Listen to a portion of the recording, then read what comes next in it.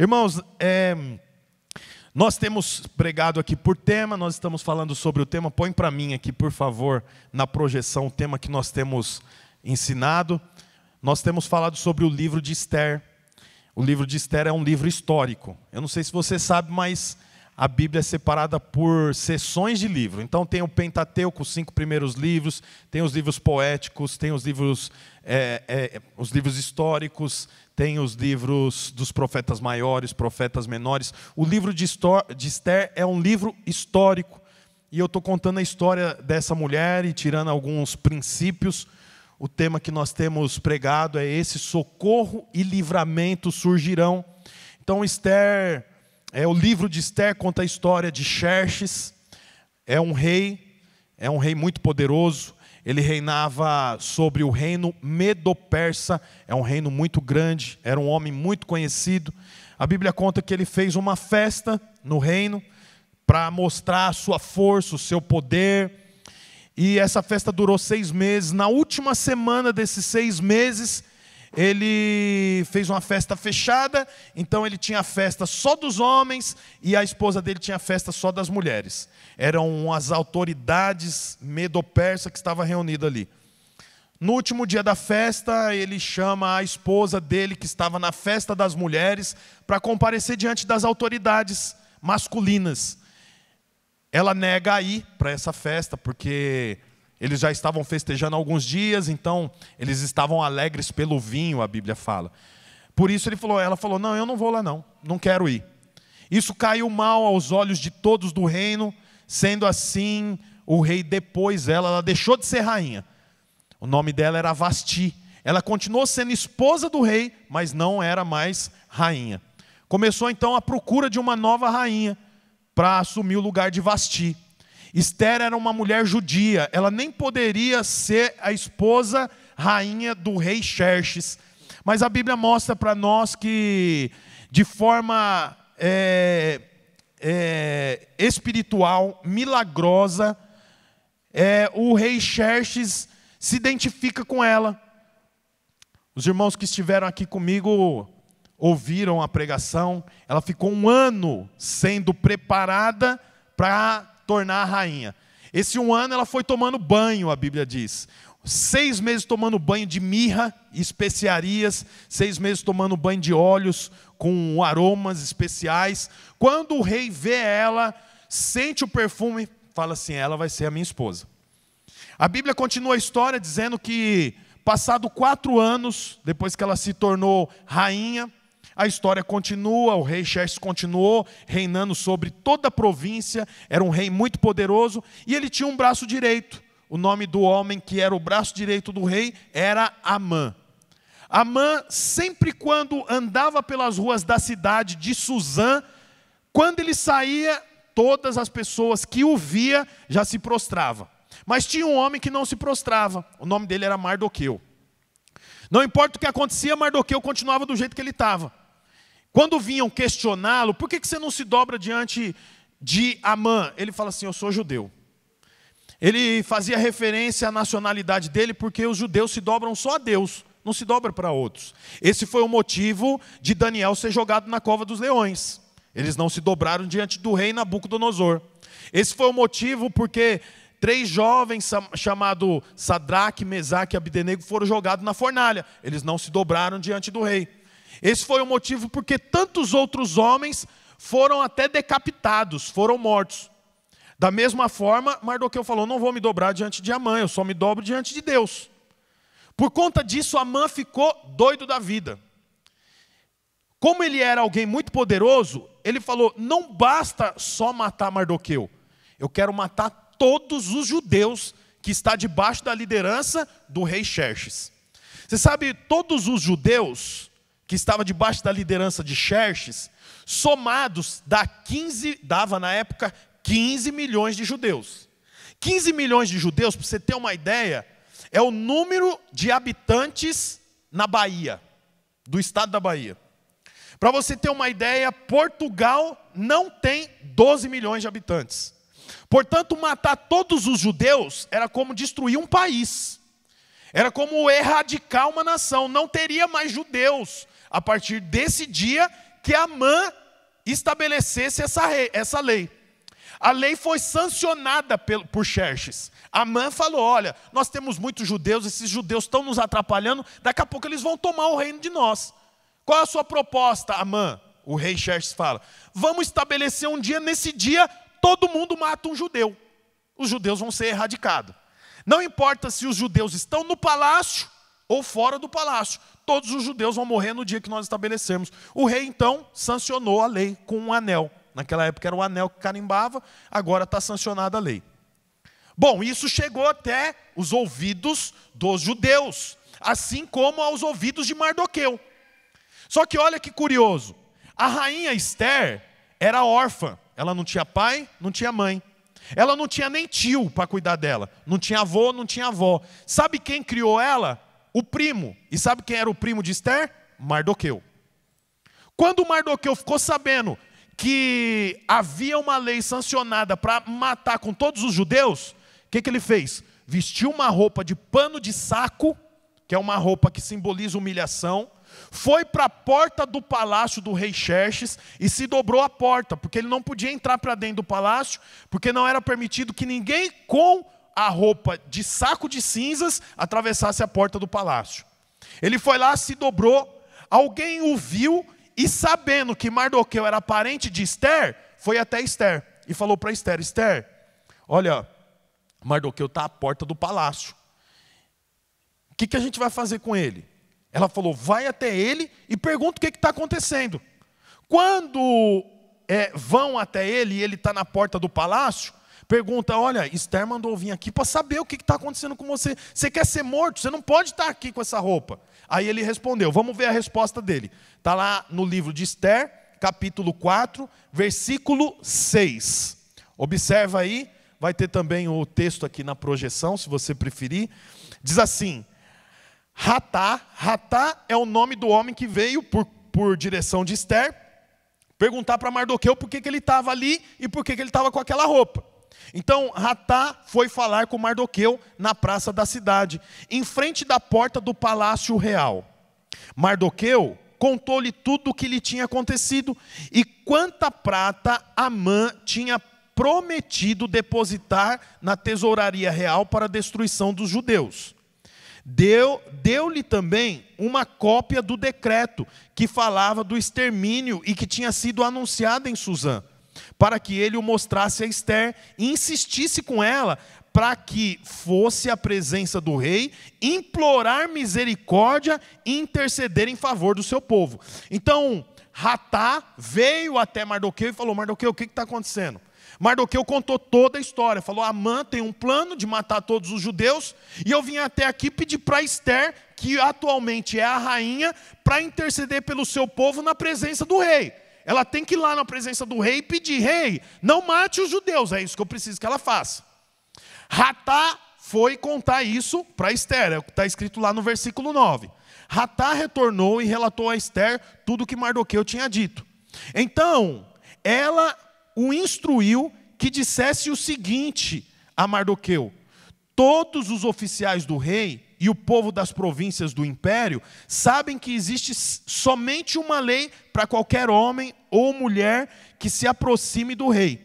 No pátio interno, sem por ele ser chamado, será morto, a não ser que o rei estenda o cetro de ouro para a pessoa e lhe poupe a vida. E eu não sou chamado à presença do rei há mais de 30 dias. Então o que está acontecendo aqui? Ela diz assim, Mardoqueu quer que eu vá até o rei, mas existe uma lei, ninguém pode adentrar a presença do rei sem ser chamado.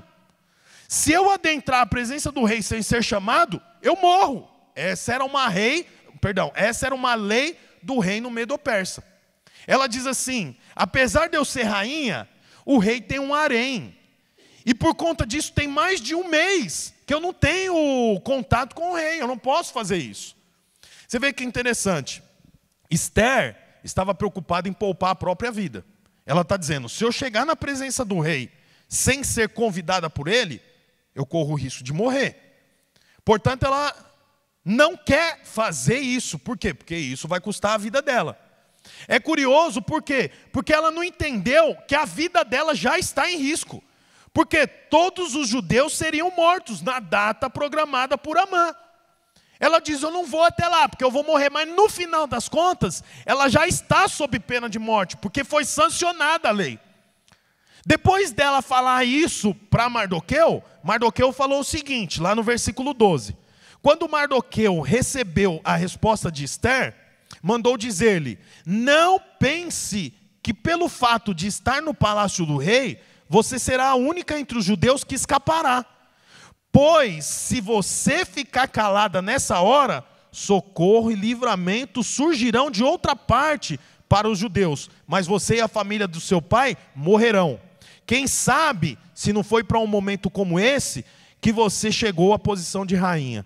Então, olha que curioso. Ela fala, eu não vou chegar lá, porque se eu chegar lá sem ser convidado, eu morro. Mardoqueu fala assim, ué, mas você não entendeu que você já está sob pena de morte? Quer dizer, você está dentro do palácio e você acha que você está no palácio por quê?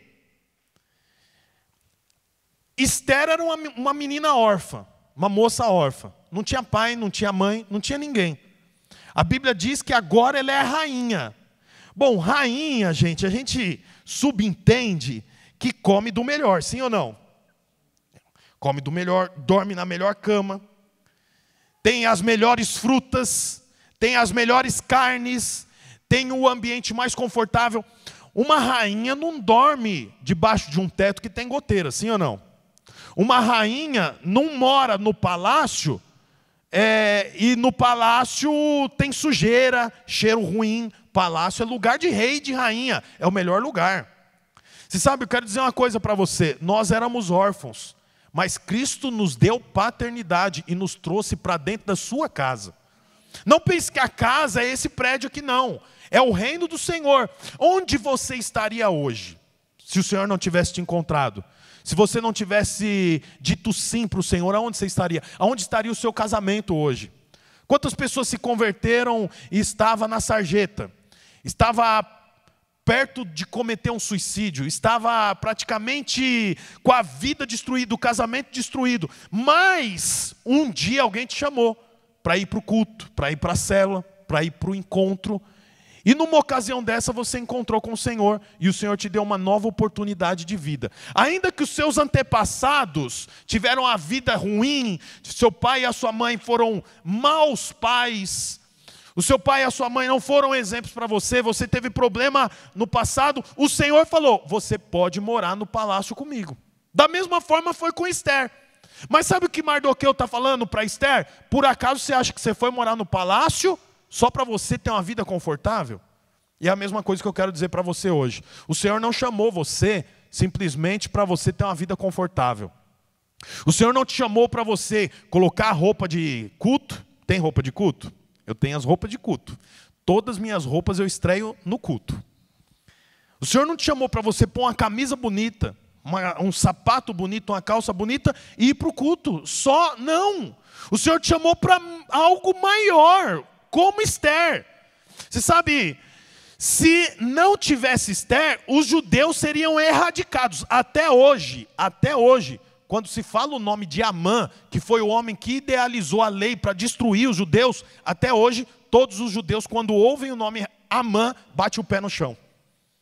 Porque ele era o homem que se dedicou a erradicar com os judeus. Se não tivesse Ester lá para interceder por eles, eles teriam sido destruídos. Da mesma forma é você. O Senhor não te chamou para próximo dele. O Senhor não chamou você para morar com ele. O Senhor não te chamou para participar do reino dele só para você ter conforto. O Senhor chamou você para participar do reino dele para você ser um intercessor da sua família, para você ser um intercessor dos seus vizinhos, para você ser um intercessor dos seus amigos. Tem amigos seus que estão indo em direção ao precipício, à morte. Tem parentes seus que estão indo em direção à morte. Você é Ester. O Senhor não chamou você para o palácio. O Senhor não colocou você para morar com Ele só para você se sentir bem. Só para você ter um lugar para ir no domingo às 18 horas. Não, o Senhor chamou você para você representá-lo. Para você ser como Ester. Você vê que curioso, Esther fica insegura, fica com medo. Mas Mardoqueu lembra, para que você foi para esse palácio? Você não foi para esse palácio exatamente para essa hora? Para esse momento? Eu quero dizer para você, o Senhor tem uma obra para fazer na sua vida, mas é importante que você tenha clareza sobre o propósito. O propósito de Esther era qual? Era estar no palácio para esse momento. Nós continuarmos lendo a história, nós vamos ver que ela livrou os judeus da morte. Livrou. Domingo que vem eu vou falar sobre esse momento. Mas por que ela livrou? Porque ela entendeu, eu estou aqui para isso. Eu quero dizer uma coisa para você, você entregou sua vida para Jesus apenas para sentar no banco da igreja? Eu fico pensando, quantos talentos nós não temos aqui? Quantos irmãos não têm talento musical, por exemplo, e pode estar aqui, abençoando o prédio, abençoando a igreja. Quantos irmãos não têm talentos para tantas outras coisas, mas não está percebendo? Eu quero dizer uma coisa para você, o Senhor não chamou você apenas para você participar do culto no domingo. O Senhor chamou você para você ser um pequeno Cristo, libertador. Você sabe o que significa cristão? Cristão não é uma religião, cristão é pequeno Cristo. O Senhor chamou você para você ser um pequeno Cristo no seu trabalho, na sua faculdade, na sua escola, onde você for. É para isso que você foi chamado. Você vê que interessante que o texto diz assim: não pense que pelo fato de estar no palácio do rei, você será a única entre os judeus que escapará. Pois, se você ficar calada, nesta hora, socorro e livramento, que é o nosso tema, socorro e livramento surgirão de outra parte. Você vê que interessante, o que Mardoqueu está dizendo para ela? Mardoqueu está dizendo para ela assim, ó, você tem que entrar na presença do rei e falar. Porque o texto fala aqui, ó, pois se você ficar calada, nessa hora, socorro e livramento surgirão de outra parte. O que Mardoqueu está dizendo? Você precisa entrar na presença do rei e falar. O que o rei vai fazer não é da sua conta. O que o rei vai fazer não te importa. Importa que você tem que entrar na presença do rei e falar. Eu queria gastar um pouco mais de tempo com isso aqui. Sabe por quê, irmãos? Porque a vida e a morte estão no poder da fala. É o que o texto diz. Eu quero ler alguns textos com você. Por exemplo, Provérbios 18, 21. Diz assim: a morte e a vida estão no poder da língua. O que bem a utiliza, come do seu fruto. Olha que interessante. O que Mardoqueu está dizendo para Esther? Você só tem uma coisa que você precisa fazer: entrar na presença do rei e falar. Se ele vai te matar, se ele vai ouvir o seu conselho, a sua sugestão, é outra coisa. Mas o que você tem que fazer é entrar na presença do rei e falar. Eu quero te falar isso.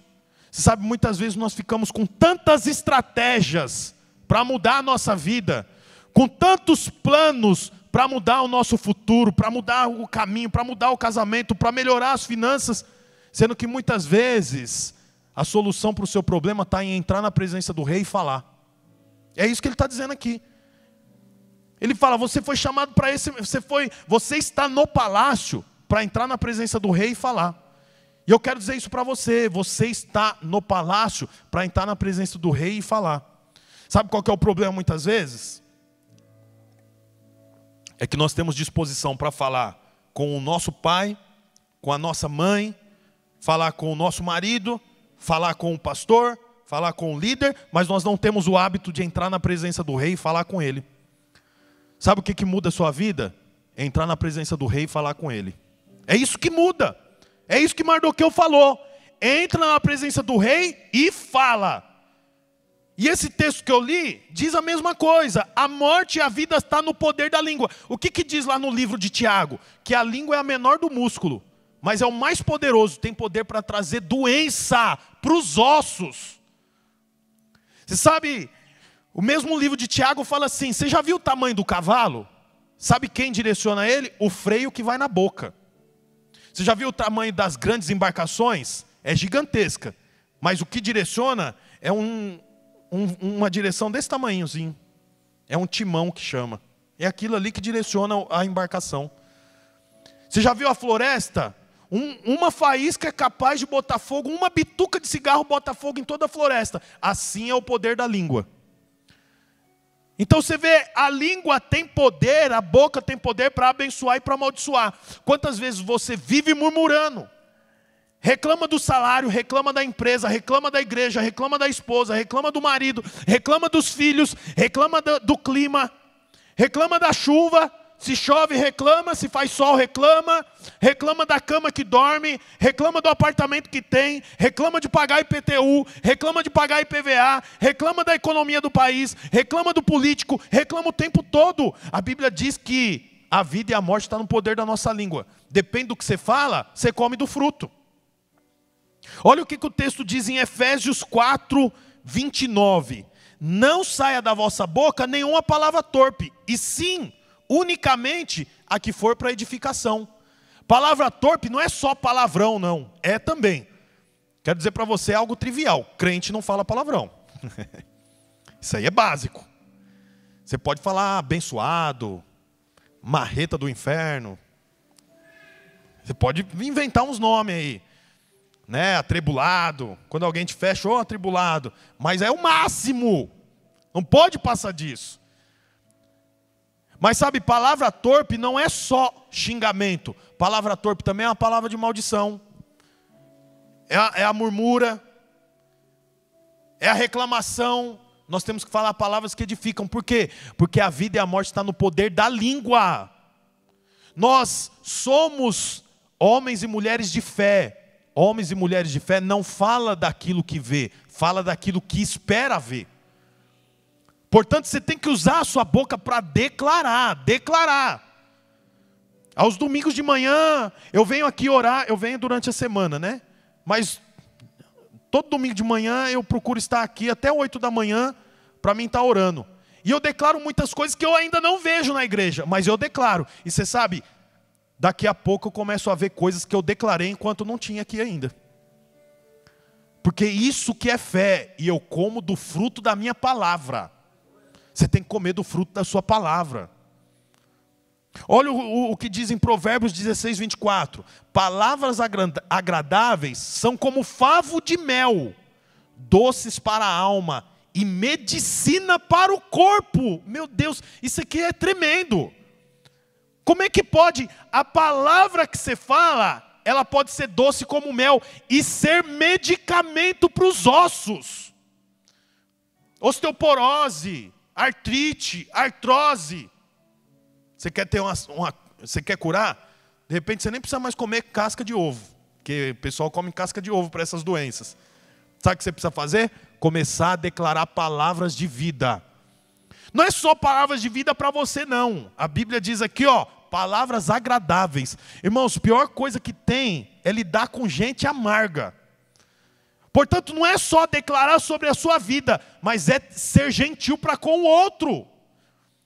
É ter um sorriso no rosto. Sabe, uma das coisas que eu falo para os irmãos, segunda-feira passada nós tivemos reunião com os diáconos. Acho que nós tínhamos aqui 39 pessoas. E uma das coisas que eu falei para eles, diácono tem que ter um sorriso no rosto. A banda tem que ter um sorriso no rosto. E eu quero estender isso para você. Cristão tem que ter um sorriso no rosto. Você precisa ter palavras agradáveis. Você chegou no caixa do Mercado Dia. Geralmente as mocinhas ali têm a carinha meio fechada, né? Você tem que ser... Lembrou de alguém aí? Você tem que ser aquele que traz palavras agradáveis. Não é só para a pessoa. Quando você tem uma palavra agradável, olha aqui para mim. É como mel. É cura para os seus ossos doentes. Quero até desafiar você. Se você tem dores na coluna, se você tem dores no joelho, faça uma prova com Deus, estabeleça 7 dias só. 7 dias, fale, 7 dias eu vou ser aquele que vai ter palavras agradáveis. Começa a sorrir, começa a declarar coisas para as pessoas, começa a ser gentil, começa a dar espaço para as pessoas, começa a deixar as pessoas passar, olha aqui para mim, passar na faixa de pedestre. Ai, que bobeira. Não é bobeira. Isso é atitude de gente que é agradável. E gente que é agradável é como favo de mel. É saúde para os ossos, irmãos. Olha outro texto aqui que eu separei. Diz assim, ó. Salmos 32, 3. Enquanto calei, os meus pecados envelheceram os meus ossos pelos meus constantes gemidos. Quer dizer, calou e ficou gemendo. Sabe o que aconteceu? Os ossos envelheceu. Olha o texto, ó. Enquanto calei os meus pecados, envelheceram os meus ossos pelos meus constantes gemidos todo dia. Gente que não fala e fica gemendo, mais cedo ou mais tarde vai ter problema físico. Quer dizer, não fala, mas geme, reclama. Ai, que droga, que ruim. Ai, que comida ruim. Ai, que droga. Ai, que... Para com isso. Começa a ter palavras de gratidão. Declara, sabe por quê? Porque é o que Mardoqueu falou para ela. Mardoqueu falou, você não tem muito o que fazer, mas você tem uma coisa. Entra na presença do rei e fala. Eu quero dizer a mesma coisa para você. Você está passando por um momento de dificuldade? Entra na presença do rei e fala. Para de ficar olhando para os lados. O que ela fez? Ela olhou com o olho natural. Se eu entrar na presença do rei, sem ser chamada, eu posso morrer. Ele fala, para de ficar olhando para os lados, para a situação, olha para o rei, vai em direção ao rei e abre a sua boca. Eu quero dizer a mesma coisa para você, irmão. Tem um último texto que eu quero ler, que está lá em 2 Coríntios, capítulo 4, versículo 13. Diz assim, tendo, porém, o mesmo espírito da fé, como está escrito, eu criei, por isso é que falei. Eu creio e falo. Portanto, falar é uma corrente com aquilo que você crê. Se você tem uma fé ativa, você vai falar sobre essa fé. Mas se impera em você a insegurança, você vai ser um reclamão, uma reclamona. Tem uma história na Bíblia de um casal, o nome deles é Isabel e Zacarias. Eles não podiam ter filhos, preste atenção nessa história, eu já estou caminhando para o fim. Eles não podiam ter filhos. Até que um anjo, a Bíblia diz que um anjo do Senhor apareceu para Isabel e falou para ela, daqui 9 meses você vai ter um bebê no colo. Ela falou, como? Eu não posso. Não, você vai ter. E ela creu, a Bíblia diz que ela creu. Aí ela falou, mas precisa falar com meu marido. O anjo falou, deixa que eu vou falar com ele. O anjo foi falar com Zacarias. Sabe o que Zacarias falou logo depois do anjo informar que ele seria pai? Ele perguntou assim, ó, como que eu faço para ter certeza? Foi essa a pergunta dele. Sabe o que o anjo respondeu? Agora que você não creu, você vai ficar 9 meses sem falar. Você só vai voltar a falar depois que o seu filho nascer. Sabe o que isso mostra para a gente? Que, como o texto diz em 2 Coríntios, cri, por isso falei. Não cri, então é melhor ficar quieto. É o que o anjo fez. A mulher creu, Isabel ficou feliz, seguiu o fluxo. O Senhor falou para Zacarias. Zacarias não creu, pediu para ter certeza. O Senhor falou assim, eu não trabalho com certeza, trabalho com fé. Como você não creu, então é melhor você ficar calado. 9 meses você não vai mais falar. 9 meses o homem ficou mudo. Alguém que queria ter filho durante tantos anos, ele teve a oportunidade de ser pai e não pôde falar para ninguém. Sabe por quê? Porque não creu. Portanto o texto diz, cri, por isso falei. Se você não crê, então é melhor que você cale a boca. É melhor que você não fale. Você vê, o Senhor não impediu Zacarias de ter o filho, mas o Senhor impediu Zacarias de falar. Por quê? Porque ele não creu. Isso mostra para nós que aquele que crê tem que falar, mas aquele que não crê é melhor ficar quieto, porque se falar vai falar bobagem. Você sabe, essa história é muito curiosa, porque Zacarias era sacerdote. Eu não sei se você sabe, mas o sacerdote era o único que tinha contato com Deus. Todo o povo não tinha relacionamento com Deus. O relacionamento do povo era com o sacerdote, e o sacerdote entrava no tabernáculo. O dia que o anjo falou que Zacarias seria pai, olha que interessante. Foi exatamente no dia do Yom Kippur. O Yom Kippur é o dia que reúne todos os judeus, e o sacerdote vai falar com Deus para pedir perdão, é o dia do perdão nacional. Yom Kippur significa perdão nacional. Portanto, todos os judeus estavam reunidos, eram muitos. E Zacarias foi para dentro do tabernáculo. Quando ele estava dentro do tabernáculo, o Senhor falou para ele: você vai ser pai. Ele pediu certeza e por conta disso, por ele não ter crido, ele ficou mudo. Só que quando ele saiu de dentro do tabernáculo, todo o povo estava esperando ele dar uma resposta, para que o povo soubesse se o perdão havia sido aceito por Deus ou não. Quando ele sai, o povo está tudo olhando para ele, ele não pode falar.